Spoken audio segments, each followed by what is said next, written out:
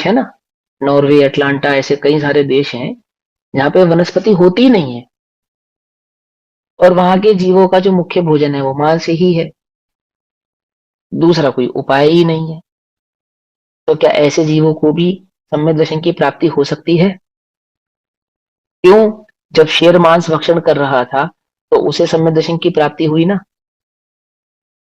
अब बात को समझना पड़ेगा, मांस भक्षण करते समय उसको सम्यक दर्शन की प्राप्ति नहीं हुई है।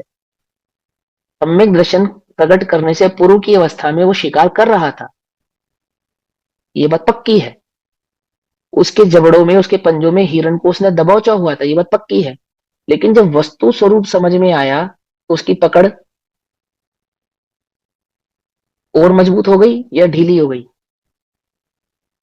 समझे ना, वस्तु स्वरूप की खबर होते ही, देशनालब्धि प्राप्त होते ही क्या हो गई, वो जो पकड़ थी ना, पकड़, वो क्या हो गई, ढीली हो गई। विशुद्धि आदि लब्धि प्रकट होते ही अंतरंग मन की पकड़ ढीली हो गई, अंतर में ग्लानि पैदा हो गई, घृणा हो गई, ये क्या कर रहा था मैं, क्या ये सचमुच मेरे करने योग्य कार्य है? ऐसा अंतरंग में उसको विवेक उत्पन्न हुआ। और मात्र सम्यक दृष्टि नहीं हुआ, क्या हो गया साथ में, पंचम गुण स्थान वृत्ति हो गई, इतना वैराग्य भाव उसको चित्त में उत्पन्न हुआ। यदि वो मांस भक्षण करता रहता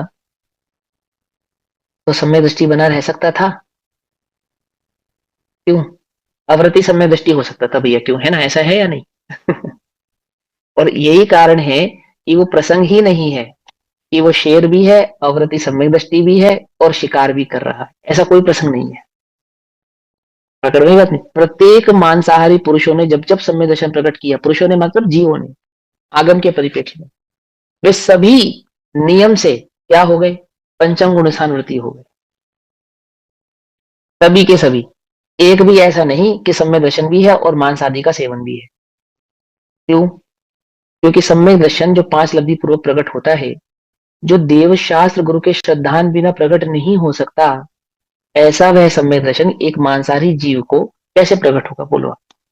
सच्चे देवशास्त्र गुरु का श्रद्धान जिसको होता है सम्यक दर्शन प्रकट होने से पूर्व, उतनी ही अवस्था में उसके परिणामों में इतनी मृदुता, कोमलता, शांति आ जाती है कि वह इस प्रकार के कुत्सित कार्य कर सकता नहीं। जो स्पष्ट आंखों से देखी जा रही है, जिसमें जीव चीख रहा हो, चिल्ला रहा हो, तड़प रहा हो, अपने ज्ञान की भीख मांग रहा हो, इस प्रकार का हिंसक कार्य तो क्या हुआ, वह सम्यक दृष्टि जीव जिसको देशनालब्धि आदि हुई है, जिन्हें देवशास्त्र गुरु का श्रद्धान प्रकट हुआ है, उनके क्या है, होता नहीं है। वो जो भील के पर्याय में कौवे के मांस का त्यागी है, वो भील, वो सम्यक दृष्टि नहीं है, समझना ध्यान से। हाँ, कारणवश उसकी कषाय मंद हुई है, कारणवश उसको गुरु की बात का श्रद्धांत तो हुआ है, लेकिन सम्यक दर्शन नहीं हुआ है। सम्यक दर्शन नहीं हुआ है ना, सम्यक दर्शन का वो पात्र है, अभी पात्र नहीं है।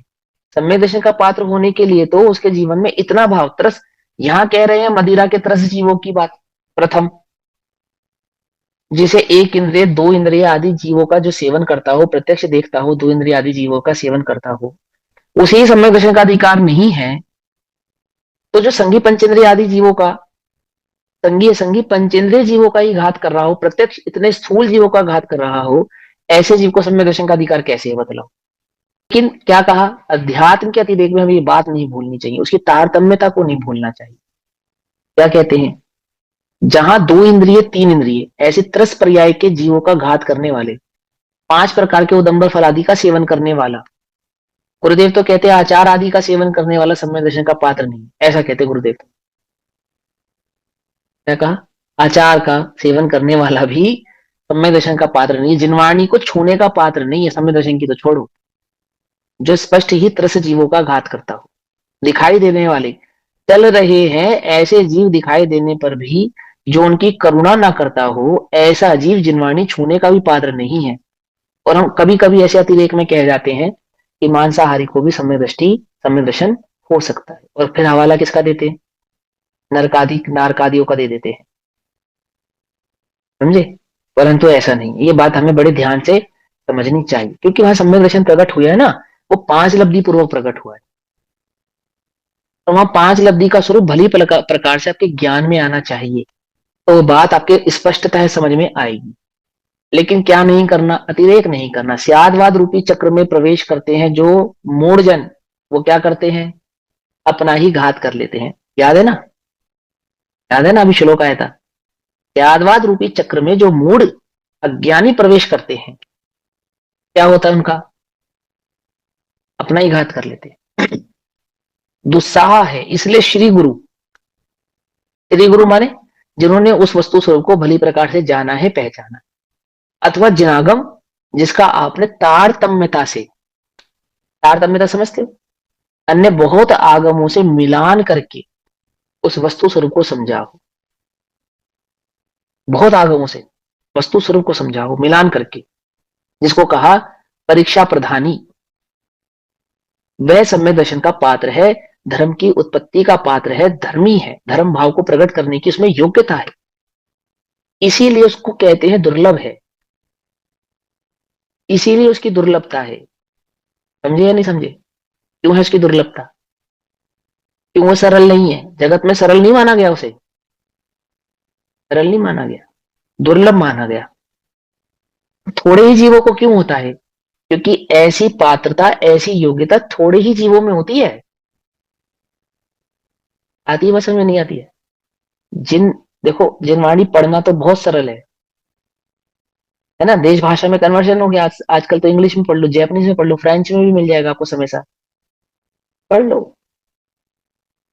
पढ़ना तो बहुत सरल है, और उसका मर्म जान पाना, मर्म जानकर निज चैतन्य ज्ञान भाव की दृष्टि कर पाना, उसका अनुभव कर पाना, उस वस्तु स्वरूप को प्रखर कर पाना, प्रकट कर पाना, सरल नहीं है। समझे। 9 अंग 11 पुरु का पाठी, जिनवाणी का ही तो पाठी है, जिन वचनों का ही तो पाठी है। और कितनी बार हो गए हम कितनी बार हो गए, अनंत बार हो गए ना।